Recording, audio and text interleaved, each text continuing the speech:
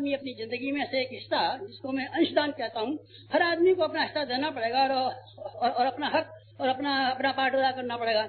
इसके लिए आपको आगे आना चाहिए, आपको आगे आना चाहिए, क्योंकि आप मार्गदर्शक हैं, क्योंकि आप नेता हैं, क्योंकि आप समाज को आप आगे बढ़ाने के लिए चल रहे हैं, क्योंकि आप समाज को दिशा देने के लिए चल रहे हैं। इसलिए क्या करना है, लोगों को ये व्यवहारिक रूप से करके दिखाना आपका काम है।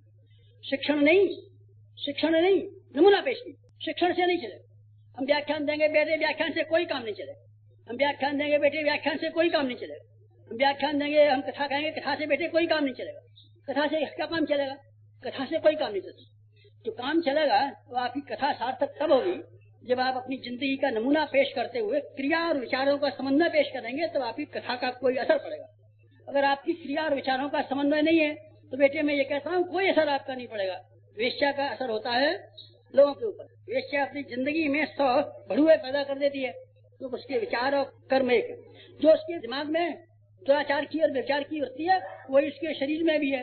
शरीर से और मन से वो एक है। एक होने से आदमी में ताकत पैदा होती है, कुव्वत पैदा होती है। और वेश्या अपने ढांचे में सैकड़ों आदमियों को ढाल ले जाती है। शराबी अपने ढांचे में ढेरों को ढाल लेते हैं। ज्वारी अपने ढांचे में ढेरों को ढाल लेते हैं। ये लोग ढाल लेते हैं, लेकिन हम किसी को नहीं ढाल पाए। कथा तो हमने बहुत सारी कही, कहीं भागवत की कथा कही, कहीं रामायण की कथा कही, कहीं अमुक की कथा कही, और हमारी कथा की वजह से कोई भी न हनुमान पैदा हो सका, न अर्जुन पैदा हो सका, न तुलसीदास पैदा हो सके, न सूरदास पैदा हो सके, कोई पैदा न हो सका। हमारी कथा कैसी निकम्मी, न उसमें कोई जान है, न कोई इसमें जीवन है, न उसमें कोई प्रकाश है, न कोई उसमें प्रेरणा है। जीव की लप लप लप लप लप लप लप लप बेकार की लप लप लप लप हम करते रहते हैं। सिद्धांतों की दुहाई, आदर्शों की दुहाई। तेरा जिंदगी क्या है ये बता। भगवान की भक्ति तेरे जिंदगी में कैसे? अपनी जिंदगी में भगवान की भक्ति को उतार करके दिखा, हम चलेंगे तेरे पीछे। गांधी जी ने अपनी जिंदगी में एक सत्याग्रही का जीवन जी करके दिखाया, तो लोगों ने कहा चलिए हम भी चलेंगे आपके पीछे पीछे। विनोबा ने एक सत्याग्रही का जीवन जिया, लोगों ने कहा हम भी चलेंगे आपके पीछे पीछे। भगवान बुद्ध ने एक त्यागी का, सन्यासी का जीवन जिया और दिखाया कि हमारे भीतर और बाहर हम एक हैं। ढेरों के ढेरों आदमी चले पीछे पीछे। आपके पीछे क्यों नहीं चलेंगे? जरूर चलेंगे, क्योंकि जब आप नया युग के नया प्रकाश देने वाले चले हैं, तो बेटे आपको बात यहाँ से करनी पड़ेगी कि नया युग बनाने के लिए, नए युग के निर्माण के लिए जो समय की जरूरत पड़ेगी, अकल की जरूरत पड़ेगी, पैसे की जरूरत पड़ेगी, वो कहाँ से लाएंगे? हम बताइए, हम कहाँ से करेंगे? चंदा किसके ऊपर दबाव डालेंगे? किसके ऊपर प्रेस करेंगे? कहाँ से हम प्रेस करेंगे? कौन देगा? फिर कब तक देगा? किसको? मांगने से नहीं, स्वेच्छा से जो अनुदान उत्पन्न होंगे, नया युग उसी से आरंभ होगा, उसी के आधार पर आगे बढ़ना संभव होगा। ये काम कौन शुरू करेगा? ये बेटे शुरू करेगा मुर्गा कौन? तू और कौन? अपने से शुरू। और ये कैसे शुरू करना पड़ेगा? गुरुजी मुझे तो अभ्यास भी नहीं। यहाँ बेटे तो ये अभ्यास नहीं, इसीलिए मैंने कहा था कि वानप्रस्थ का जीवन, जिसको आप यहाँ से दीक्षा लेकर के जा रहे हो, यहाँ से विदा होकर के जा रहे हैं, आप अपने कलेजे पे इतनी हिम्मत लेकर के जाइए, शरीर से कहिए आपको आपका हिस्सा मिलेगा, ज्यादा नहीं मिल सकता। और ये हमारा शेयर होल्डर मरा जा रहा है, और ये पार्टनर, इसके पार्टनर के हिस्से में जरा भी नहीं आ रहा है। आप 24 घंटे खा जाते हैं और आप सारी कमाई हमारी खा जाते हैं और सारी हमारी अकल खा जाते हैं। नहीं, अब ऐसा नहीं हो सकता, हम इसको भी देंगे। यहाँ से जाने के बाद एक ये हिम्मत वाला सिद्धांत और आदर्श अगर आप जीवन में लेकर के विदा हों, तो मैं समझूं कि आपको जिस उद्देश्य के लिए और जिस काम के लिए बुलाया गया था, उस काम में हमें सफलता मिली। और जो आपको करना चाहिए, जो आप करने के लिए इच्छा करते हैं, जो आकांक्षा करते हैं, उसके बारे में मुझे ये विश्वास हो जाएगा कि आप ये जरूर करके दिखा सकते हैं, क्योंकि आपने अपने आप से शुरुआत कर दी। जो आदमी अपने आप से शुरू कर देता है उसको सफलता मिल जाती है। जो पराये से सफलता की उम्मीदें करता है, आप ये कीजिए, आप ज्ञानवान बन जाइए, आप तपस्वी बन जाइए, आप महात्मा बन जाइए, और हम जैसे हैं वैसे ही रहेंगे, तब तक बेटे आपकी बात कोई नहीं सुनेगा, केवल मजाक उड़ाया जाएगा। और जिस दिन आप ये कहेंगे आपको करना हो तो करना, न करना हो तो नहीं करना, हम करेंगे और देखिए हम करके दिखाते हैं। जिस दिन आप इस तरह का निश्चय कर लेंगे, मेरा विश्वास है कि आपके अंदर क्षमता है, आपके अंदर लोगों पर प्रभाव डालने की शक्ति जरूर पैदा हो जाएगी। और जहाँ कहीं भी जाएंगे, आपको बात करना आता हो चाहे ना आता हो, बोलना आता हो चाहे ना आता हो, आपको कथा कहनी आती हो चाहे ना आती हो, आपका प्रभाव जरूर पड़ जाएगा। इसलिए आप में से प्रत्येक आदमी को मैं चाहता हूँ इस तरीके से आप यहाँ से विचार करके जाएं। फिर आप करेंगे क्या? करने के लिए हमारी पुरानी पीढ़ियों के लिए एक काम काफी था। कौन सा? धर्मोपदेश। एक कथा कहना, भागवत की कथा कहना, सत्यनारायण की कथा कहना, गंगा जी नहाना, भगवान जी के दर्शन करना और सत्यनारायण स्वामी की कथा कहलवाना, एक काम काफी था। हमारे पहली वाली पीढ़ियां जो हमारे बुजुर्ग थे, उनके लिए एक हिस्सा काफी था। क्योंकि न उन जमाने में चालाकियां थी, न उन जमाने में चोरियां थी, न उन जमाने में बदकारियां थी, न उस जमाने में बदमाशियां थी। अब हमारे लिए एक नया काम आ गया है बेटी, हमारी एक नई आफत आ गई है। जिस जमाने में हम जिंदा रह रहे हैं उसमें हमको दो काम करने पड़ेंगे। क्या काम करने पड़ेंगे? वो काम करने पड़ेंगे कि भगवान ने अवतार जब कभी भी लिए हैं तो ऐसे ही गंदे समय में लिए हैं जैसे गंदे समय में हम और आप पैदा हुए हैं। भगवान में से प्रत्येक भगवान को दो काम करने पड़े। एक भी अवतार इसको दो काम न करने पड़े। और एक काम करके चला गया हो, कथा करके चला गया हो, अनुष्ठान करा के चला गया हो, जप करके चला गया हो, तीर्थ यात्रा करके चला गया हो, ऐसा बेटे एक भी भगवान हमको दिखाई नहीं पड़ता। जितने भी भगवान हुए हैं, अवतार हुए हैं, उन्होंने दो काम किए हैं। कौन कौन से काम किए हैं? यदा धर्मस्य ग्लानिर्भवति भारत अभ्युत्थानम धर्मस्य तदात्मानं सृजाम्यहम् परित्राणाय साधूनां विनाशाय दुष्कृताम् धर्म संस्थापनार्थाय संभवामि युगे युगे। दो काम करता है। कौन सा? अधर्म का नाश और धर्म की स्थापना। धर्म की स्थापना आवश्यक है, कथा कहना आवश्यक है, खंड कीर्तन और भी ज्यादा आवश्यक है, गंगा नहाना सबसे भी ज्यादा आवश्यक है, लेकिन एक और भी काम आवश्यक है। वो कौन सा है? अवांछनीयताएं घर घर और मन मन में समा गई हैं, इनके विरुद्ध लोहा लेना और संघर्ष करना भी आवश्यक। अब हमको दो काम करने पड़ेंगे। हमको लड़ाई भी लड़नी पड़ेगी और स्थापना भी करनी पड़ेगी। हमको जमीन खोदनी भी पड़ेगी ताकि नींव रखी जा सके, और हमको चिनाई भी करनी पड़ेगी। हमको दो काम करने पड़ेंगे बेटे। हमको अपने खेत में गुड़ाई भी करनी पड़ेगी और बुवाई भी करनी पड़ेगी। दो काम करेंगे। हाँ बेटे, हम क्या कर सकते हैं? वैसे समय में पैदा हुए हैं कि जिसमें हमको दो काम किए बिना कोई गति नहीं। हमको एक आंख प्यार की और एक आंख सुधार की लेके चलना पड़ेगा। एक आंख में दुलार और एक आंख में सुधार। बच्चे को हम इसी तरीके से काम मिलाते हैं, नहीं तो बच्चा हमारा खराब हो जाएगा। एक से प्यार करते हैं, तुम्हारा बेटा है, तुम्हारा बच्चा है, तुम्हारा बहुत प्यारा लड़का है, अच्छा हमसे मिठाई खिलाएंगे, और एक बार जब यहाँ पेशाब कर देता है और यहाँ घड़ी तोड़ने की कोशिश कर, हमारे छांटे के बारे भी कान उखाड़ देंगे। चुपचाप बैठ, तेरी कान उखाड़ दिया जाएगी। बच्चे को डराते भी। अगर आप डराएंगे नहीं और प्यार करते रहेंगे तो बच्चा देख लेना आपका क्या हाल होता है, बड़ा खराब हो जाएगा। हमको इस जमाने में दोनों चीजों को लेकर चलना पड़ेगा। एक सुधार को लेकर चलना पड़ेगा, एक प्यार को लेकर चलना। भगवानों ने हर एक भगवान ने यही किया है। श्री कृष्ण भगवान ने अर्जुन को कथा सुनाई बेशक, गोवर्धन पहाड़ उठाया बेशक, गोपियों के सामने नृत्य किया बेशक, लेकिन महाभारत रचाया बेशक। उसे तो भूल जाता है। नहीं महाराज जी रास करूंगा, मैं तो रास करूंगा, रास भी कर महाभारत भी कर और पहाड़ भी उठा। नहीं महाराज जी पहाड़ तो नहीं उठा सकता, नाच करूंगा तो ये भी मैं बंद कर, नाच ही बंद कर। नहीं महाराज जी ये तो जरूर करूंगा नाच, और उसे नहीं करूंगा, उसे भी कर। रामचंद्र जी ने दो काम किए। रामचंद्र जी ने ऋषिवंदनों को राक्षसों से लड़ने के लिए खड़ा कर दिया था। और क्या कर दिया था? उन्होंने शबरी की भक्ति की कथा भी बताई थी और राम गीता भी बताई थी, और ये भी किया था। ऋषियों के आश्रमों में तत्व ज्ञान की शिक्षा भी पाई थी और शिक्षा दी थी। वो भी रामचंद्र जी काम था, राम राज्य भी बनाया था, लेकिन उन्होंने लोहा भी लिया था। बेटे हमको अपनी जिंदगी में दो काम लेके चलना पड़ेगा। आप ध्यान रखें, दो काम अगर आप लेकर के चलेंगे नहीं तो बड़ी भारी आफत आ जाएगी। दो काम लेके नहीं चलेंगे तो बेटे हमारा उद्देश्य पूरा नहीं हो सकता। हमारे जिम्मे माली का काम है। माली को पौधों में पानी लगाना पड़ता है, एक पौधों में सिंचाई करनी पड़ती है, दो, और माली को एक और भी काम करना पड़ता है, उसका नाम है निराई। ये क्या कर रहे हो साहब बाबूजी, ये क्या कर रहे हो? उखाड़ रहे हैं। किसको उखाड़ रहे हो? ये इसके अंदर जो जमीन में खरपतवार इकट्ठा हो गया है, इसको उखाड़ भी रहे हैं। और ये क्या कर रहे हैं? इसको काट रहे हैं। क्यों काटा कर रहे हैं? इसलिए काट रहे हैं कि हमारा पेड़ जो है इसकी खूबसूरती लाने के लिए इसकी काटछांट जरूरी है।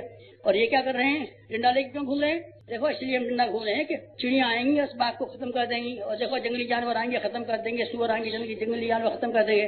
तो आपको क्या करना पड़ेगा? खाद पानी। हाँ बेटे खाद पानी, लेकिन रखवाली और गुड़ाई ये भी जरूरी है, नहीं तो आपका बगीचा नहीं हो सकता। बगीचा नहीं हो सकता। आज सब जगह जिस तरीके से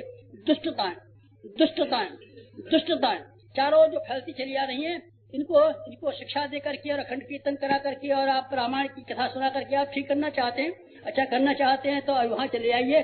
जंगली सुअर आपके खेत में आ जाते हैं, वहाँ खड़े हो जाना और अखंड कीर्तन करना शुरू करना, रामायण पढ़ना शुरू करना, और ये कहना सुअर जी भगवान हाँ, बराह जी भगवान हाँ, क्या देखिए हम आपको भगवती कथा सुनाते हैं तो सुनाइए, लेकिन आप चले जाइए। गन्ने का खेत खाइए मत। अगर गन्ने का खेत बिना खाए सुअर चला जाए तो मैं समझता हूँ आपकी कथा कहने से सब काम चल सकते हैं। कथा कहने से धर्म का उद्धार हो सकता है, धर्म की सेवा हो सकती है।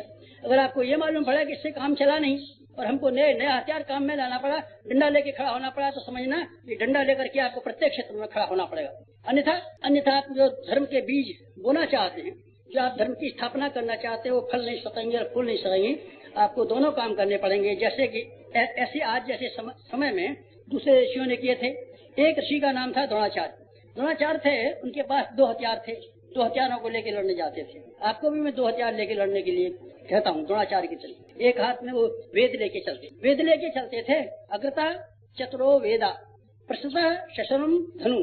आगे आगे वो वेदों को लेके चलते थे, ज्ञान को लेके चलते थे, शिक्षा को लेके चलते थे, उपदेश को लेके चलते थे, कथा को लेके चलते थे, घंट कीर्तन को लेके चलते थे, उन बातों को लेके चलते थे। एक चीज ये भी बड़ा हथियार, ये किसके लिए है कि भले आदमियों के लिए, शरीफों के लिए, सज्जनों के लिए, भावनाशीलों के लिए, हृदयवानों के लिए, जिनके पास हृदय हो, जिनके पास भलमन चाह, तो उनके लिए यह हथियार बिल्कुल ठीक है। आप उनको कथा कह करके, प्रेम की बातें कह करके, सज्जनता की शिक्षा देकर के, अच्छी बातें कह करके काबू में ला सकते हैं और समझा सकते हैं, सफल हो सकते हैं। बेटे मैं इसकी तारीफ करूंगा, इसकी वेद की और ज्ञान की और कथा की और भागवत। लेकिन उसकी बनावट अजीब तरह की होती है, उसकी बनावट ऐसी तरीके से होती है जिनके लिए वेद एक ही है और पुराण एक ही है, कथा एक ही है, उसका नाम है जूता। जूते के अलावा उनके लिए कोई वेद नहीं, जूते के अलावा कोई उनके लिए पुराण नहीं है, जूते के अलावा कोई शिक्षा नहीं है, जूते के अलावा कोई कथा नहीं है, जूते के अलावा कोई भगवान नहीं है उनके लिए। एक ऐसे भी तरह के लोग होते हैं। इनके लिए क्या करना पड़ेगा? इनके लिए प्रस्तुतः शशरम धनु, उनके पीठ पर धनुष लेके चलना पड़ेगा। इदम ब्राह्मम इदम छात्रम, ये हमारा ब्राह्मण है, और इदम छात्रम, ये दुनिया 100 चीजों से बनी हुई है, एक देव और एक दैत्य, एक तमोगुण और एक सतोगुण। जहाँ सतोगुण है बेटे हमको प्यार की बात कहनी चाहिए, क्षमा की बात कहनी चाहिए, दया की बात कहनी चाहिए, करुणा की बात कहनी चाहिए, स्नेह की बात कहनी चाहिए, दया की बात कहनी चाहिए।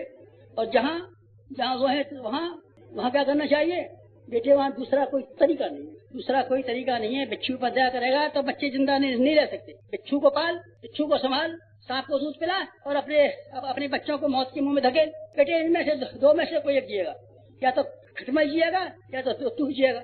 नहीं महाराज जी खटमल तो पालूंगा, तो पाल ले बेटे, फिर देख ले मैं और भेज दूंगा शांत रूम से, एक पार्सल बना करके तू पाल लेना खटमल, सब पर दया करूंगा, क्षमा करूंगा, तो कर चल तेरी दया को देखूंगा, तेरी क्षमा को देखूंगा। और क्या क्या चाहिए तुझे? मच्छर चाहिए क्या?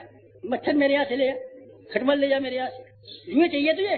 जुए ले जा, पाल ले, बड़ा दयालु बना। मित्रों क्या करना पड़ेगा? आपको इन बातों के बारे में बहुत कड़ा और स्पष्ट रुख लेके चलना पड़ेगा कि एकांगी धर्म और एकांगी उपदेश और एकांगी ज्ञान से काम चलने वाला नहीं है। ज्ञान और विज्ञान का दोनों का समन्वय लेके चलना पड़ेगा। हमको अपने भीतर जप की मादा पैदा करना चाहिए और अपने अंदर ध्यान का मादा पैदा करना चाहिए, और अपने अंदर जो बुराइयां हैं, कमजोरियां, उनके विरुद्ध लोहा लेके खड़ा हो जाना चाहिए और अपने साथ में कड़ाई से पेश आना चाहिए। अब हम नहीं कर सकते और ये अब नहीं होगा बेटे, इस तरीके से भी बात बननी चाहिए। नहीं साहब ये भी चलता रहेगा और ये भी चलता रहेगा, पाप भी चलता रहेगा और पुण्य भी चलता रहेगा, चोरी भी चलती रहेगी। नहीं बेटे, इस तरीके से गड़बड़ नहीं हो सकता। एक के विरुद्ध लोहा ले और एक को बढ़ाने के लिए कोशिश का जीवन की नीति आपकी स्पष्ट अगर नहीं रहेगी तो आप भ्रम में पड़ेंगे और आप ऐसे जाल जंजाल में फंसेंगे कि आप सिवाय दार्शनिक भ्रम में ही फंसे हुए रह जाएंगे। महात्मा ने बिच्छू निकाला और बिच्छू ने काट खाया, फिर महात्मा ने निकाला, फिर बिच्छू ने काट खाया, तो तू महात्मा ही जो है। ईशा ने कहा था जो कोई भी पहले पाप न किया हो पत्थर को वही मारे। अच्छा तो फिर इन कचहरी को बंद करा दे, अदालत को बंद करा दे, जेल खानों को बंद करा दे, मुकदमा चलना बंद करा दे, डाकुओं को छुट्टी कर दे और दुष्टों को छुट्टी कर दे। तुम्हारी मनमर्जी है, कोई तुमको मार नहीं सकता, कोई तुम्हें सता नहीं सकता, कोई तुम्हें दंड नहीं दे सकता, क्योंकि न कोई ऐसा आदमी है जिसने बुरे काम किए हैं, इसलिए आपको दंड से हम छुट्टी दिलाते हैं, मुक्ति दिलाते हैं। आप चाहे जो कर सकते हैं, चाहे जो, कोई रोकथाम नहीं है। एक हाथ में माला और एक हाथ में भाला। गुरु गोविंद सिंह की नीति मुझे पसंद है, गांधी जी की वो नीति मुझे पसंद है, जिसके आधार पर उन्होंने अहिंसा की शिक्षा दी, सत्य की शिक्षा दी, खादी की शिक्षा दी, ग्रामोद्योग की शिक्षा दी, कथाओं की शिक्षा दी और उसकी शिक्षा दी। और साथ साथ में उन्होंने जहाँ बुराइयां फैली हुई थी वहाँ के विरुद्ध उन्होंने लोहा भी लिया और सत्याग्रह की मुहिम भी खड़ी कर। बेटे ये उभय पक्षी में सर्वांग पूर्णता है। अगर ये उभय पक्षी सर्वांग पूर्णता अध्यात्म में न आई तो फिर आपकी मट्टी बनी होगी। मुझे याद है कि बुद्ध एक ऐसे तपस्वी का नाम था और ऐसे एक तेजस्वी का नाम था जिनका खून खोलने लगा। जब उनका जन्म हुआ तो उन्होंने देखा यज्ञों के नाम पर हिंसा, यज्ञों के नाम पर हिंसा फैल रही थी। बुद्ध ने कहा भाई ये क्या बात है, ये हवन करते हैं आप लोग और जानवरों को मार के काट डाल के हवन करा देते हैं, ये भी कोई बात है? उन्होंने कहा, बेचारे पढ़े तो थे नहीं, ज्यादा मामूली पढ़े हुए थे। लोगों ने कहा साहब ये तो यज्ञ है, यज्ञ में तो हिंसा होती है, यज्ञ में तो जानवर कटेंगे ही चढ़ेंगे ही। तो उन्होंने कहा नहीं, फिर यज्ञ करने की जरूरत नहीं, जिसमें हत्या होती है उसको तो करना चाहिए। फिर पंडितों ने और दूसरे लोगों ने कहा ये यज्ञ तो वेदों में लिखा हुआ है, तो ऐसे वेदों को मानने की जरूरत नहीं है जिसमें ऐसी गंदी बात लिखी। फिर लोगों ने कहा वेद तो भगवान ने बनाए हैं, तो ऐसे भगवान को मानने की जरूरत नहीं। जो ये कहता है कि जीवों को और इसमें जानवरों को काट के खंडन कर देता है, जिसको ये अकल नहीं है कि हमको मुनासिब बात कहते हैं कि जन्म ऐसे भगवान से मना कर दीजिए। मित्रों, भगवान बुद्ध ने नास्तिकवाद फैलाया, शून्यवाद फैलाया, उन्होंने कहा ईश्वर कोई नहीं। उन्होंने ये कहा, वेद के विरुद्ध उन्होंने बहुत सारी बातें कही, यज्ञ के विरुद्ध बहुत सारी बातें कही, तो वेद के विरुद्ध नहीं थे बेटे। उन्होंने जो स्वरूप देखा सो मना कर दिया। क्या थे? ऐसे क्रांतिकारी थे बुद्ध, ऐसे संघर्षशील थे बुद्ध। उन्होंने जहाँ अवांछनीयता देखी, लाखों आदमी हिंदुस्तान के कोने कोने में हमला करने के लिए भेजे अनीति के खिलाफ, और उन्होंने सारे हिंदुस्तान से बाहर सारे के सारे एशिया में और दूसरे देशों में लाखों आदमी भेजे जहाँ अनीति अज्ञान फैला हुआ था। ऐसा लड़ाकू, ऐसा योद्धा, ऐसा शक्तिशाली बुद्ध, ऐसा शक्तिशाली बुद्ध मैं क्या कह सकता हूँ। उसने छत्री के घर में जन्म लिया था, बहादुर आदमी था बुद्ध। लेकिन हुआ क्या, थोड़े दिन बाद लोगों ने, कैसे लोगों ने, जैसे हमारा जैसे लोगों ने बुद्ध की ऐसी मट्टी पलीत की कि भगवान को कोई किसी की न करे। उन्होंने क्या कर दिया, एक वाला कमजोर वाला हिस्सा, सबसे छोटा वाला हिस्सा है, वो उन्होंने लिख लिया जिसके भीतर अपनी कमजोरियों को हम छिपा सकते हैं। कमजोरियों को छिपा सकने वाला अहिंसा वाला हिस्सा ले लिया। हम अहिंसा नहीं करेंगे, और कोई और मारे तो मारता रहेगा, हम नहीं मारेंगे। हाँ, तो ये अहिंसा तो ठीक, ये अहिंसा निभा लेगा, इसमें कोई आफत नहीं है। कोई पिटता रहे, मैं तो अहिंसा का हूँ, अहिंसा का पाल ली तो बड़ा सरल है। इसमें कोई त्याग नहीं करना पड़ेगा, कोई कष्ट नहीं सहना पड़ेगा, बेटी ऐसे ही हो गया। भगवान बुद्ध का जितना मजहब, जितनी विचारधारा थी, लोगों ने सत्यानाश कर दिया, दुनिया को खत्म कर दिया। हुआ क्या, हुआ ये कि जैसे आप तिब्बत में जाइए, अहिंसा का धर्म पालन करने वाले, अहिंसा सारा तिब्बत बौद्ध धर्म का, बौद्धों का देश है, और वहाँ अहिंसा पाली जाती है। लेकिन मांस तक खाते हैं, तो मांस खाते हैं और अहिंसा पालन करते हैं। ये क्या मतलब है बेटे? वो हत्या नहीं करते। बिना हत्या के बिना मांस कैसे मिल जाता है? अभी मैं बता देता हूँ कि बिना हत्या के भी मांस मिल सकता है। कैसे? देखो, वो बकरी का बांध देते हैं मुंह, चिल्लाती नहीं है, चिल्लाएगी नहीं तो कैसे हत्या हुई। और एक क्या काम करते हैं कि गले में उसके में फांसी लगा देते हैं, फांसी लगा करके उसको टांग देते हैं और मार डालते हैं, तो उसके फिर खून नहीं निकलता बेटे। तो ये कहाँ अहिंसा हुई? अहिंसा है नहीं, तो अहिंसा चिल्लाई तो है नहीं और खून निकला नहीं, तो ये अहिंसा हुई। अहिंसा से निकाल दिया। सारे के सारे तिब्बत में इसी तरह की अहिंसा फैल गई। बेटे, ये हम विडम्बनाएं करने में बड़े माहिर हैं, हम इन मामलों में बड़े माहिर हैं। रामचंद्र जी की भक्ति के बारे में हम बड़े माहिर हैं, और कृष्णचंद्र जी की भक्ति के बारे में हम बड़े माहिर हैं। हमने ऐसा तरीका ढूंढ निकाला है जिसमें रामचंद्र जी भी और कृष्णचंद्र जी भी, दोनों की भक्ति एक ही ढेले में हम पुरस्कार खेल सकते हैं। जैसे हरे रामा हरे कृष्णा, हरे रामा हरे कृष्णा, हर गए रामा हर गए कृष्णा, हर गए रामा हर गए कृष्णा। देख ले, एक ही ढोले में मार दिए तो हमने शिकार। महाराज जी में कौन मारा? एक मारा राम, एक मारा कृष्ण। तो बेटे, वो तो मर्यादा पुरुषोत्तम थे और वो पूर्ण पुरुष थे। वो मर्यादाओं की स्थापना करने के लिए आए थे और वो पूर्ण पुरुष बनाने के लिए आए थे। तू मर्यादा को पालन करेगा? नहीं महाराज जी, मर्यादा को तो पालन नहीं करूंगा। तो क्या करेगा? हरे रामा करूंगा। ये देख मिलता है सबसे सुगम वाला रास्ता, सबसे सरल वाला रास्ता ढूंढ लेता है। बेटे, ऐसा ही हुआ भगवान बुद्ध के जमाने में जो अहिंसा वाला रास्ता रह गया, बस सब लोगों ने हथियार फेंक दिए, अहिंसा करेंगे और जब करेंगे, अहिंसा करेंगे जब करेंगे। ये परिणाम ये हुआ कि 1500 आदमी मध्य एशिया से आए और 1500 आदमियों ने सारे हिंदुस्तान पर एक के बाद एक कब्जा करते चले गए। 80 वर्ष के अंदर सारे हिंदुस्तान को पैरों के तरीके से रोज के फेंक दिया 1500 डाकुओं ने। क्यों? वो आपकी अहिंसा। कौन सी वाली अहिंसा? जिसमें डाकुओं को छूट, दुष्टों को छूट, बेईमानों को छूट, अत्याचारियों को छूट, सबको छूट।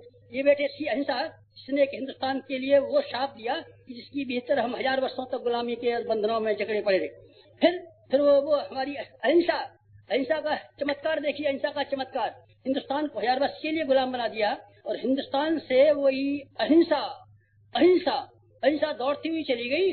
और अहिंसा के ऊपर वो 1500 डाकू बढ़ते हुए चले गए। सिंगापुर में चले गए, मलेशिया में चले गए, जावा में चले गए, सुमात्रा में चले गए, इंडोनेशिया में चले गए। ये सब मुस्लिम देश हैं जहाँ आप जाकर के देखिए हिंदू सभ्यता थी, अभी भी रामलीलाएं होती है, अभी भी सारे मंदिर बने हुए हैं, लेकिन 90% या 95% मुसलमान हैं। सारे के सारे देशों में मुसलमान बड़े ताकतवर थे। ताकतवर नहीं थे, ये हमारी अहिंसा कमजोर थी। मुसलमान ताकतवर नहीं थे, डाकू ताकतवर नहीं थे, हम कमजोर। मित्रों, क्या करना पड़ेगा हमको? आपको यहाँ से जाने के पश्चात दोहरी बातों को लेकर चलना पड़ेगा। हमारे भीतर कमजोरियों के जखीरे भरे पड़े हैं। हमको यहाँ से जाते ही कसम खानी पड़ेगी कि हम अपने विरुद्ध मोर्चा खड़ा करेंगे। हम अपने विचारों के विरुद्ध, गुण के विरुद्ध, कर्म के विरुद्ध और अपने स्वभाव के विरुद्ध हम मोर्चा करेंगे और हम लड़ाई लड़ेंगे। अपने आप से लड़ाई लड़ेंगे। एक भले आदमी की जिंदगी, शरीफ की जिंदगी के भीतर जो हमारी कमजोरियां हैं, एक एक को हम पैरों के तरीके से रौंद के फेंकेंगे। आप चलिए इस मोर्चे पर, और बाहर, हाँ बेटे, मैं बाहर की भी कहता हूँ, बात नहीं, मैं बाहर की भी कहता हूँ। तेरे घर के भीतर जो दुष्ट परंपराएं चलती हैं, मैं उसके लिए भी तुझे सलाह दूंगा कि उसके लिए भी लोहा लेने की कोशिश करना, मोर्चा लेने की कोशिश करना। डॉक्टर दोनों कामों को लेकर चलता है। डॉक्टर को ऑपरेशन करना पड़ता है, मरहम लगानी पड़ती है। अगर आपको हमारा ये वीडियो पसंद आया हो तो इसको लाइक करें, कमेंट और शेयर ज़रूर करें और हमारे YouTube चैनल ऋषि चिंतन को सब्सक्राइब भी कर लें। साथ ही बेल आइकन को भी दबाएं ताकि आपको आने वाली वीडियोस की नोटिफिकेशंस मिलती रहे। धन्यवाद।